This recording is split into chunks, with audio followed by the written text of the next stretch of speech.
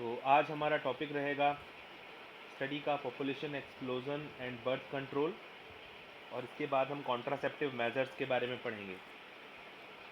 शुरुआत करते हैं सबसे पहले पॉपुलेशन एक्सप्लोजन वाले टॉपिक से। पिछली सेंचुरी में हमने देखा है कि बहुत सारी फील्ड्स में डेवलपमेंट हुआ और क्वालिटी ऑफ लाइफ लोगों की अच्छी होती चली गई और हेल्थ फैसिलिटीज़ अच्छी हो गई, लिविंग कंडीशंस लोगों की अच्छी हो गई। इसका इम्पैक्ट कहाँ पर पड़ा? इसका इम्पैक्ट पड़ा है पॉपुलेशन पर। तो वर्ल्ड पॉपुलेशन 1900 में 2 बिलियन के आसपास थी, यानी 200 करोड़ लोग थे दुनिया में। और यह पॉपुलेशन बढ़ते बढ़ते सन 2000 में 600 करोड़ तक पहुंच गई। यानी दुनिया में जो पॉपुलेशन है वो कितना जल्दी बढ़ी है, मतलब in about 1000 years, no sorry, in about 100 years only the population is expanded by 3 times. ऐसा ही ट्रेंड इंडिया में देखा गया। इंडिया में हमने देखा कि इंडिपेंडेंस के टाइम पर हमारे पास 350 मिलियन पॉपुलेशन थी, यानी 35 करोड़ लोग थे। एंड मई 2000 में भारत में 100 करोड़ लोग हो गए। ठीक है ना? तो यानी इन अबाउट 53 ईयर्स हमने इतने सारे लोगों को पॉपुलेशन के अंदर इंक्लूड कर दिया, बढ़ा दिया। तो उसका मतलब ये कि इंडिया में भी पॉपुलेशन एक्सप्लोजन बहुत तेज़ी से हुआ और दुनिया से भी ज़्यादा तेज़ यहाँ पर हुआ। इट मीन्स कि दुनिया में हर छठा इंसान अब इंडियन है। देखिए, बहुत सारे रीज़न है पॉपुलेशन एक्सप्लोजन के, जैसे लाइफ की क्वालिटी अच्छा हो जाना और बहुत सारे डेवलपमेंट्स हुए। लेकिन अगर हम हॉस्पिटल की बात करें, अगर हम रिप्रोडक्टिव हेल्थ की बात करें, तो डेथ रेट कम होना लोगों का, है ना। अब लोगों की डेथ कम हो रही थी बिकॉज हॉस्पिटल फैसिलिटीज़ बेटर हो गई थी। मैटरनल मोर्टिलिटी रेट MMR, यानी जो डिलीवरी के समय मदर की डेथ होती है, उसके जो इंसिडेंट्स हैं वो कम होने लग गए। इन्फेंट मोर्टेलिटी रेट, यानी जो छोटे शिशु होते हैं, जो बच्चे होते हैं, उनकी जो डेथ है उसका रेट भी कम होने लगा। As well as the increase in the number of people in reproducible age are the reasons for this. तो हम ये कह सकते हैं कि देखो, जैसे जैसे यंग लोग इंडिया में इंक्रीज होते चले गए, तो रिप्रोड्यूसिबल एज वाले लोगों की संख्या बढ़ने से भी धीरे धीरे जो पॉपुलेशन एक्सप्लोजन है वो होता चला गया। Through the RCH programs, though we could bring down the population growth rate। हाँ, ऐसा हो सकता है। RCH प्रोग्राम अगर आप चलाएं, reproductive and child health care programme चलाएं, तो उसमें आप ये लोगों को समझा सकते हैं कि कॉन्ट्रासेप्शन क्या होता है, फैमिली के साइज़ को कंट्रोल करना क्यों ज़रूरी है। तो वो सब किया जा सकता है, but it is very marginal, पर इसका असर अभी तक इतना दिखा नहीं। 2001 की सेंसस रिपोर्ट के अकॉर्डिंग, पॉपुलेशन रिपोर्ट के according, the population growth rate was still around 1.7%। It means क्या? 17 लोग प्रति हज़ार प्रति वर्ष हमारी जो पॉपुलेशन है वो बढ़ जाती है। इट मीन्स 17 नए लोग आ जाते हैं हर 1000 लोगों के द्वारा हर साल, जिसके हिसाब से अगर देखा जाए तो हमारी पॉपुलेशन आने वाले 33 ईयर्स में डबल हो जाएगी। तो ये एक अलार्मिंग सिचुएशन है और ये बहुत ज़्यादा तेज़ ग्रोथ रेट है।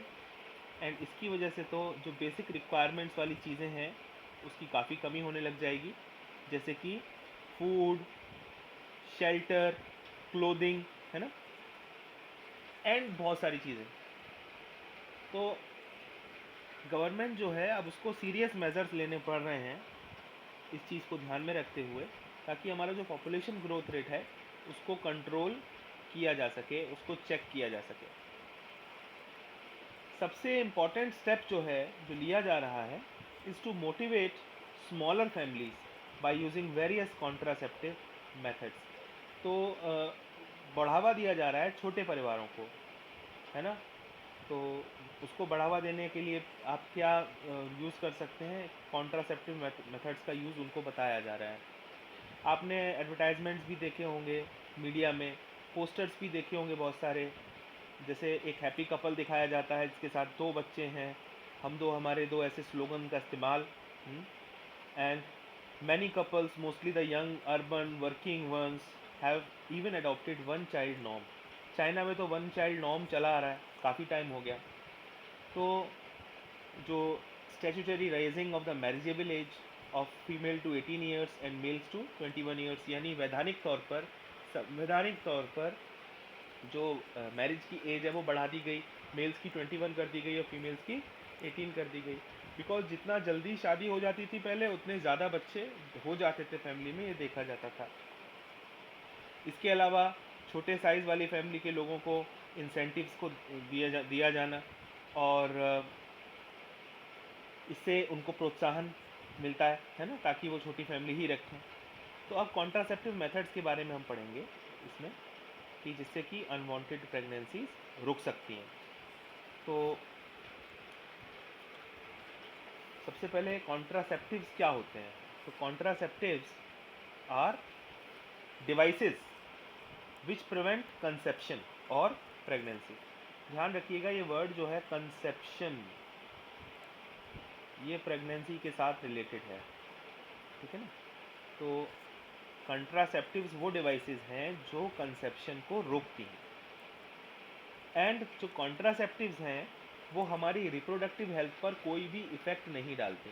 तो without giving any effect to the reproductive health, they increase the chances of, they decrease the chances of pregnancy. इस तरीके से इसको डिफाइन कर सकते हैं। तो आइडियल कंट्रासेप्टिव कैसा होना चाहिए, तो यहाँ पर देखिए आइडियल कंट्रासेप्टिव कैसा होना चाहिए। It should be user friendly, उसका इस्तेमाल आसान हो, आसानी से मिल जाए, प्रभावी हो और रिवर्सिबल भी हो, जिसके साइड इफ़ेक्ट्स कम से कम हो। तो ये आइडियल कंट्रासेप्टिव होता है जिसका इस्तेमाल जब चाहे हम रोकें, रिवर्सिबल हो, जब चाहे हम यूज़ करें, जब चाहे हम रोकें, जो प्रभावी हो, जिसका जो यूज़र फ्रेंडली हो, आसानी से इस्तेमाल हो सकता हो और आसानी से मिल सकता हो। तो ये सब चीज़ें हैं। And it should also no way interfere with the sexual drive, यानी जो हमारी सेक्सुअल ड्राइव है, डिज़ायर है, हमारी जो सेक्सुअल डिज़ायर है उसको, ड्राइव को और सेक्सुअल एक्ट को बिल्कुल भी इफ़ेक्ट ना करे, इंटरफेयर ना करे। तो बिकॉज रिप्रोडक्टिव हेल्थ यहाँ पर ख़राब नहीं होनी चाहिए, तो इसीलिए ये सारी चीज़ें उसके अंदर होनी चाहिए। तो बहुत सारे कॉन्ट्रासेप्टिव्स जो हैं वो मार्केट में आज अवेलेबल हैं। तो हम उनको कुछ कैटेगरीज़ में डिवाइड कर देते हैं। जैसे कि पहली कैटेगरी है नेचुरल और ट्रेडिशनल कॉन्ट्रासेप्टिव्स, दूसरी हो गई बैरियर मेथड, थर्ड है इंट्रा यूटेरियन डिवाइसेस, फोर्थ है ओरल कॉन्ट्रासेप्टिव्स, पांचवा है इंजेक्टेबल्स यानी इंजेक्शंस जो दिए जाते हैं जिसमें कि ड्रग्स होती हैं contraceptive, last is the surgical method, and sixth one is the implants. Some implants are given to the person, हमारी स्किन में लगा दिए जाते हैं इम्प्लांट्स। तो वो तो इस तरह से बहुत सारे कॉन्ट्रासेप्टिव मेथड्स हैं अलग अलग कैटेगरीज़ में। आइए पढ़ते हैं सबसे पहले नेचुरल मेथड्स के बारे में। तो जो नेचुरल मेथड हैं ये इस प्रिंसिपल पे काम करते हैं कि स्पर्म और ओवम मीट ही ना करें। जैसे कि पहला है पीरियोडिक एब्स्टिनेंस।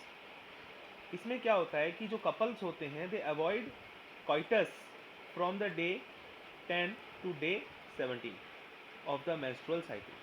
तो मेंस्ट्रुअल साइकिल के जो 10वें दिन से लेकर के 17वें दिन का जो समय है ये फर्टिलिटी पीरियड की तरह आप मान सकते हैं। बिकॉज आपको पता है ओवुलेशन कब होता है, ovulation takes place at the 14th day. तो अगर ओवुलेशन, अब 10th क्यों लिया यहाँ पर, इसलिए लिया भाई कि मान लीजिए किसी किसी फीमेल में इर्रेगुलर पीरियड चल रहे हैं, तो मान लीजिए पहले ओवुलेशन हो जाए तो उसको कवर करने के लिए, और किसी में थोड़ा लेट हो जाए तो उसको कवर करने के लिए, है ना। तो इस तरीके से सेकंड थिंग, ओवुलेशन होने के 2 दिन बाद तक जो है फर्टिलाइजेशन हो सकता है। तो सारा का सारा जो टेकन इनटू इफेक्ट, सारी चीज़ों को ध्यान रख के 10 से 17 दिन का ये जो टाइम है, इसको आप कोइटस अगर आप इसमें नहीं होगा तो पीरियोडिक एब्सटिनेंस कहा जाएगा, और इससे चांसेस ऑफ फर्टिलाइजेशन कम हो जाएंगे। अगला है, तो फर्टाइल पीरियड में अगर कोइटस ना हो तो चांसेस कम हो जाएंगे, ठीक है ना। नेक्स्ट इज द विथड्रॉल और कोइटस इंटरप्टस। सेकंड, ये नेचुरल मेथड है। इसमें क्या हो सकता है कि जो मेल है, mail can withdraw his penis from the vagina just before ejaculation, ताकि इंसेमिनेशन ना हो। तो जो मेल है वो अगर पेनिस को रिमूव कर ले वेजाइना से इजैकुलेशन से ठीक पहले, तो जो स्पर्म्स का अमाउंट है जो अंदर जेनाइटल ट्रैक्ट के अंदर पहुंच सकता था वो नहीं पहुंचेगा, जिससे कि इंसेमिनेशन अवॉइड होता है। तो ये है विथड्रॉल या coitus interruptus. Next is the lactational amenorrhoea. तो लैक्टेशनल एमिनोरिया में क्या मतलब, ये तो नेचुरल है। इसमें क्या होता है कि ये देखा जाता है कि मेंस्ट्रुएशन जो है या ओवुलेशन वो नहीं होता है जिस समय मदर इंटेंस लैक्टेशन कर रही होती है, ठीक है ना। पार्ट्यूरेशन के बाद का जो समय है 2 से 3 महीने का, कभी कभी तो ये बढ़ के 6 महीने हो जाता है, ये वो समय है जब जो मदर है वो इंटेंस लैक्टेशन कराती है बच्चे का, यानी उसको मिल्क प्रोवाइड करती है उसको, ठीक है ना। इस दौरान मेंस्ट्रुएशन नहीं होता, ओवुलेशन नहीं होता। इसका मतलब मेंस्ट्रुएशन नहीं हो रहा तो ओवुलेशन नहीं होता। तो therefore as long as the mother breast feeds the child fully, chances of conception are almost nil. तो जब तक ये चलेगा, बहुत इंटेंस वाला लैक्टेशन, जब तक कॉन्सेप्शन के चांसेस बहुत ही कम होंगे, बिकॉज ओवुलेशन नहीं हो रहा होगा। बट इसका जो इफेक्टिविटी है, ये देखा गया है पुरानी स्टडीज़ के अकॉर्डिंग कि 6 महीने तक ही ये इफेक्टिव माना जा सकता है। उसके बाद आप इसके ऊपर भरोसा नहीं कर सकते। तो अब आपको समझ में आ गया होगा कि ये जो मेथड्स हैं, इन मेथड्स में कोई भी डिवाइस या कोई भी मेडिसिन का इस्तेमाल नहीं हो रहा है। इसीलिए साइड इफ़ेक्ट के बारे में तो कोई बात आप करें ही ना, क्योंकि साइड इफ़ेक्ट्स इसमें ना के बराबर हैं। लेकिन चांसेस ऑफ फेलियर इनमें थोड़ा सा हाई है। मतलब आप फिर ये पूरी तरीके से आप ये नहीं कह सकते कि ये इफ़ेक्टिव ही रहेंगे, थोड़ा बहुत फेलियर होने का चांसेस भी इसमें बढ़ जाता है तीनों केसेस में, है ना। बट ये नेचुरल कहलाते हैं। आइए अब नेक्स्ट मेथड्स के बारे में पढ़ते हैं। That is the barrier method. Barrier method में ओवम और स्पर्म का जो मीटिंग है, फिजिकली जो उनकी मीटिंग है, उसको रोका जा सकता है by the help of some barriers. अवरोध का इस्तेमाल करके नेचुरली उसको रोका जाएगा। तो मेल्स और फीमेल्स दोनों के लिए जो बैरियर्स हैं, they are available in the market. We all know about condoms. So condoms are the barriers which are made of thin rubber or latex, and these are used to cover the penis in the male. And we also see that in the females, femidoms are available, or fem shield we say, female condom, है ना। इसको fam shield भी कहते हैं।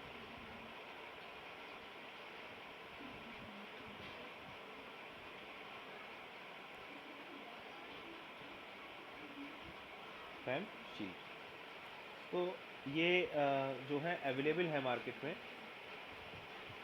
And इसकी वजह से क्या होगा, देखिए कॉन्डोम्स जो है, जो मेल कॉन्डोम्स हैं, they cover the penis of the male, है ना। एंड जो फीमेल कॉन्डोम्स हैं, they cover the vagina and cervix of the female.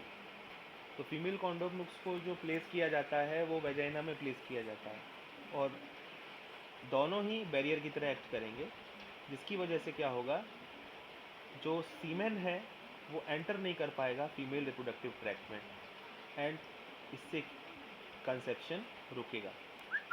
जो ब्रांड है जो गवर्नमेंट ने काफ़ी प्रमोट किया, दैट इज़ द निरोध इन केस ऑफ मेल्स। आजकल कॉन्डोम्स का जो यूज़ है it has increased in recent years because इससे एडिशनल बेनिफिट्स हैं।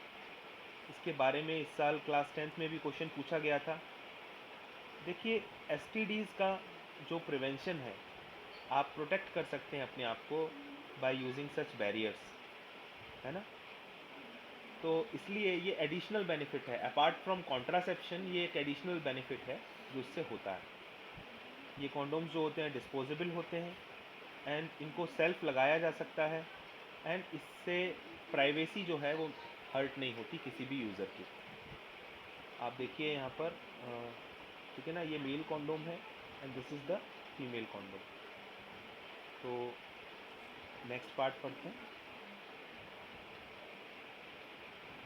और भी कुछ बैरियर्स हैं जिनका यूज़ किया जा सकता है, जैसे कि डायफ्राम्स हैं। तो जो डायफ्राम्स हैं वो क्या होते हैं, diaphragm is a tubular rubber sheath with a flexible metal or spring ring at the margin which is fitted inside the vagina. So diaphragm भी एक प्रकार का बैरियर है जिसको अंदर फिट किया जाता है जेनिटल ट्रैक्ट में। सर्वाइकल कैप्स जो हैं ये सर्विक्स को, एंड वॉल्ट्स ये भी सर्विक्स को कवर करने के लिए यूज़ किए जाते हैं। तो सर्वाइकल कैप क्या है, it is a rubber nipple which is fitted over the cervix and is designed to remain there by suction. This device prevents the entry of sperms into the uterus. Vault cap क्या है, it is a hemispheric dome like rubber or plastic cap with a thick rim which is meant for fitting over the cervix. तो vault cap है, cervical cap है, ये cervix reason में लगाए जाते हैं। और डायफ्राम है, ये सारे के सारे जो हैं बैरियर्स का काम करते हैं। नेक्स्ट पार्ट पढ़ते हैं। Next part is the yes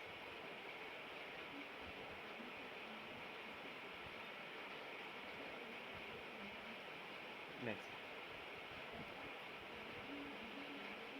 they are reusable, है ना। तो जैसे कि डायफ्राम है, वॉल्ट कैप है ना, सर्वाइकल कैप है, ये सारी की सारी तीनों की तीनों क्या है, रीयूजेबल।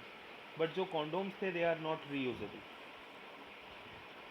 स्पर्मिसिडल क्रीम्स भी आती हैं, जेलीज आती हैं, एंड फोम्स आते हैं। ये केमिकल मेथड हो गए, केमिकल मेथड, ये तीनों के तीनों केमिकल हो गए। तो स्पर्मिसिडल क्रीम्स क्या होती हैं, those creams which help in killing the sperms. Jellies, these are also killing in nature, they kill the sperms. Foams also, तो इनका भी इस्तेमाल किया जा सकता है बैरियर्स के साथ में, ताकि और कंट्रासेप्टिव एफिशिएंसी बढ़ जाए। Another effective and popular method is the use of intrauterine devices, IUDs.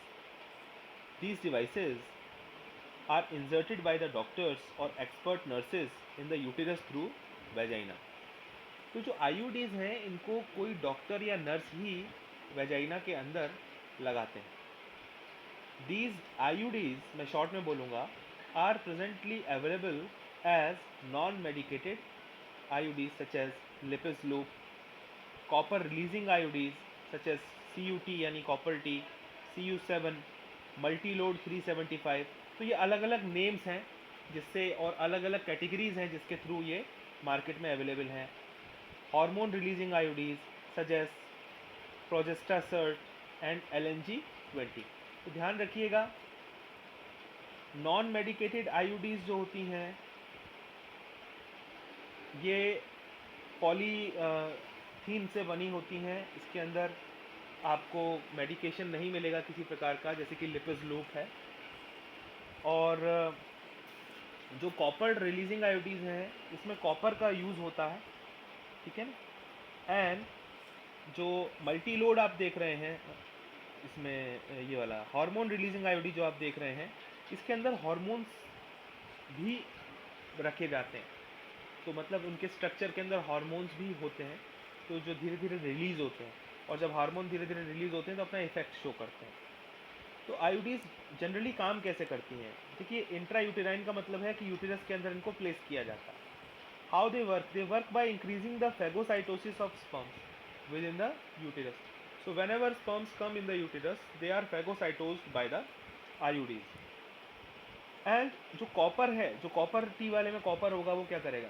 It सप्रेसिस the sperm motility, sperm की मोटिलिटी को कम कर देगा, एंड इसके बाद उसकी फर्टिलाइजेशन कैपेसिटी भी रिड्यूस कर देगा। हार्मोन रिलीजिंग आईओडी क्या करेंगी? ये एक और नया काम करेंगी। They make the uterus unsuitable for implantation. तो हार्मोन रिलीजिंग आईओडी एक काम और कर देंगी कि अपना यूटेरस जो है वो इम्प्लांटेशन के लिए सूटेबल नहीं रहेगा। जो सर्विक्स है वो होस्टाइल हो जाएगी, यानी मुश्किल हो जाएगी। किसके लिए? स्पर्म्स के लिए। स्पर्म्स को सर्विक्स को क्रॉस करना डिफ़िकल्ट हो जाएगा। तो ये जो आईओडीज़ होती हैं, इनके बहुत सारे तरीके थे काम करने के। हमने देखा फैगोसाइटोसिस को बढ़ावा देना, है ना, और उसके बाद स्पर्म्स की जो मोटिलिटी है उसको रिड्यूस करना, ठीक है, स्पर्मिसिडल इफेक्ट शो करना, यानी स्पर्म्स की जो डेथ है वो करा देना, और यूटेरस को इम्प्लांटेशन के लिए अनसूटेबल बना देना, और सर्वाइक्स रीजन को भी होस्टाइल बना देना, सर्विक्स को। इस तरह से बहुत सारे एक्शंस हैं जो होते हैं। IUDs are the ideal contraceptives for females who want to delay pregnancy and want to space children। तो फैमिली प्लानिंग में इसका काफ़ी यूज़ होता है, और आईओडीज़ जो हैं ये काफ़ी लंबे समय तक लगाई जा सकती हैं। तो अलग अलग आईओडीज़ अलग अलग कैटेगरीज़ की होती हैं, और 3-3 साल तक इनको लगाया जा सकता है। Next is the oral administration of drugs. जैसे ऐसी गोलियां ओरल दी जाती हैं जिससे कि कंट्रासेप्शन हो सकता है, तो ओरल दवाइयाँ, टैबलेट्स दी जाती हैं। So oral administration of small doses of either progestogens or progestogen oestrogen combination is another contraceptive method used by females. तो दो प्रकार की टैबलेट्स होती हैं, या तो केवल प्रोजेस्ट्रोजन होगा, या प्रोजेस्ट्रोजन और एस्ट्रोजन का कॉम्बिनेशन होगा। तो दो प्रकार की दवाइयाँ होंगी इसमें। तो इनको टैबलेट के फॉर्म में दिया जाता है, एंड इन्हें हम पिल्स के नाम से जानते हैं। इन पिल्स को लिया जाता है 21 दिनों तक, और कब स्टार्ट किया जाता है? 5वां दिन जो होता है, 5th डे मेंस्ट्रुअल साइकिल का, तब इसको खाना स्टार्ट करते हैं, और फिर इसको 25वें दिन तक खाते हैं। तो 21 दिन हो जाएंगे, 5th डे से 25th डे तक इसको खाया जाएगा, जिससे कि जो हमारा जो कॉन्ट्रासेप्शन है वो ठीक से होगा। उसके बाद 7 दिन का गैप दे करके दोबारा इसको स्टार्ट किया जाएगा। तो इस तरीके से 7 से 8 दिन का गैप दे करके दोबारा इसको स्टार्ट किया जाएगा। तो इस तरह से ये किया जाता है। डेली एक गोली लेनी होती है। तो after a gap of 7 days, है ना, during which the menstruation occurs, it has to be repeated again in the same pattern till the female desires to prevent conception. So होता क्या, कैसे काम करती हैं? They inhibit ovulation and implantation. तो ये ना ओवुलेशन को रोकती हैं, ओवुलेशन होना बंद हो जाता है फीमेल में, अगर फीमेल इसको ले रही है तो। उसके बाद इम्प्लांटेशन भी इनहिबिट हो जाता है, सर्वाइकल म्यूकस की क्वालिटी भी अफेक्ट हो जाती है, और इससे कि स्पर्म्स की एंट्री रिटार्ड होने लगती है, यानी कि धीमी हो जाती है। पिल्स के जो साइड इफ़ेक्ट हैं वो कम है, ये काफ़ी इफ़ेक्टिव मानी जाती हैं, और फीमेल्स इनका काफ़ी यूज़ कर रही हैं। एक पिल के बारे में हम पहले भी डिस्कस कर चुके हैं, इसका नाम है सहेली। ये भी एक नई ओरल कंट्रासेप्टिव है, जिसमें स्टेरॉइड्स का इस्तेमाल नहीं किया गया है। इसको वंस इन अ वीक पिल कहा जाता है, एंड इसकी कॉन्ट्रासेप्टिव वैल्यू काफ़ी हाई है। तो ये भी एक अच्छा कंट्रासेप्टिव है। तो होता क्या है कि एक नेक्स्ट थिंग है जो हम पढ़ रहे हैं, दैट इज़ द इम्प्लांट्स। जैसे ये आप इम्प्लांट देख रहे हो, ये इम्प्लांट्स आपको दिखाई दे रहे होंगे। इन इम्प्लांट्स को कहाँ लगाया जाता है? जैसे ये स्किन के नीचे, जैसे हमारी फोर आर्म है, हमारी बाँह है हाथ की, तो फोर आर्म जो है, सपोज ये हाथ है हमारी, है ना, ये एल्बो है, ये एल्बो हो गई, ठीक है ना, ये ये हैंड है हमारा। तो यहाँ पर स्किन के नीचे इनको इंसर्ट कर दिया जाता है। कैसे? ऐसे रिंग के फॉर्म में लगा दिया जाता है। और फिर क्या होता है, धीरे धीरे ये अपना अपना जो हार्मोनल प्रिपरेशन है वो रिलीज़ करती हैं हमारी बॉडी में, सबडर्मली यानी स्किन के नीचे। और जिससे क्या होता है, कॉन्ट्रासेप्शन का इफेक्ट आता है। तो जैसे यहाँ इसके बारे में पढ़ लेते हैं। प्रोजेस्ट्रोजेंस alone or in combination with the estrogen can also be used by females as injections or implants। तो देखिए, प्रोजेस्ट्रोजिन और एस्ट्रोजन का कॉम्बिनेशन या तो इंजेक्शंस के फॉर्म में दिया जा सकता है।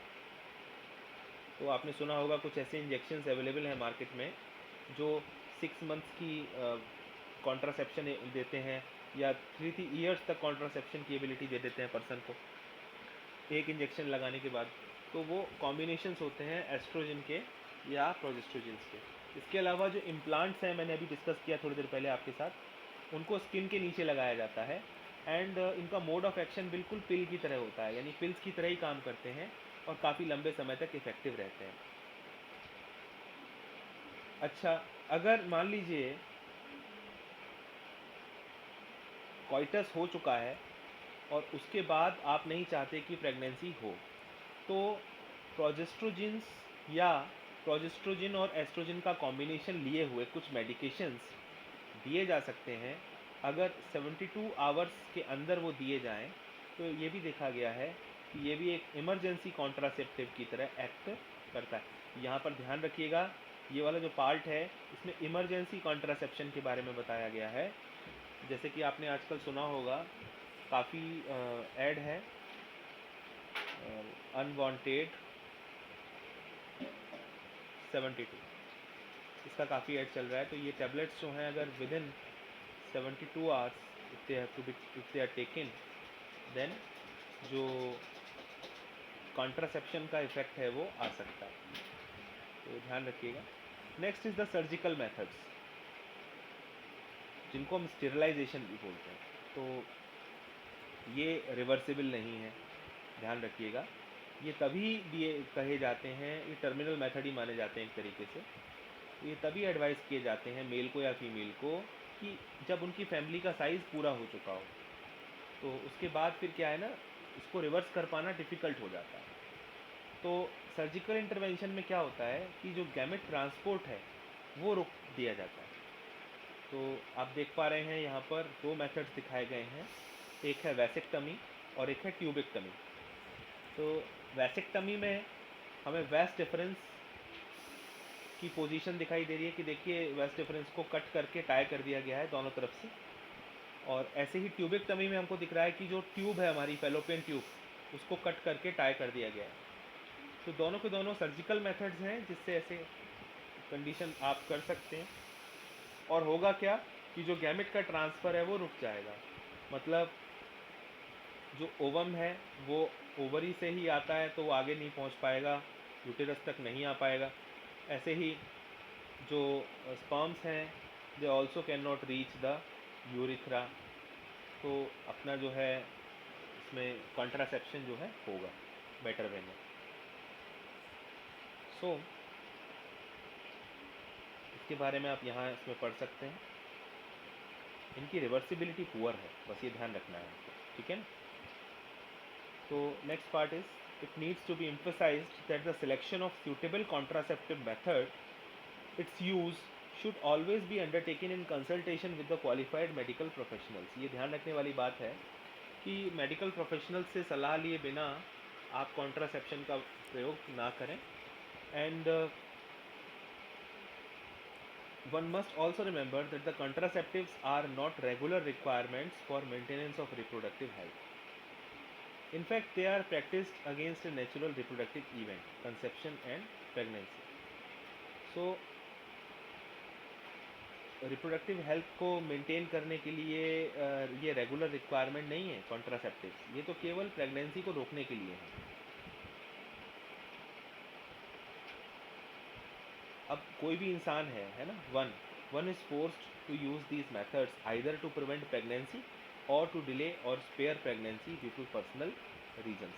तो उनका इस्तेमाल कोई कर रहा है तो क्यों कर रहा है? प्रेगनेंसी को रोकने के लिए ही कर रहा है।